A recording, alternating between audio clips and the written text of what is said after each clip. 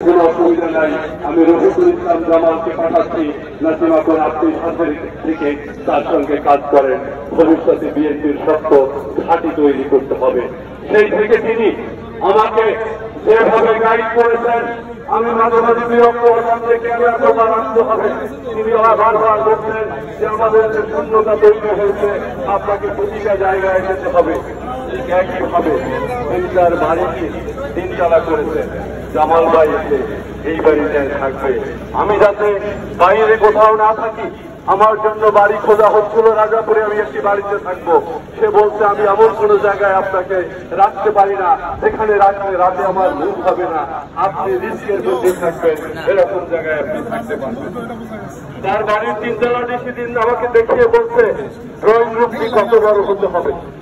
যেভাবে বলেছি তাই করে যাচ্ছেন।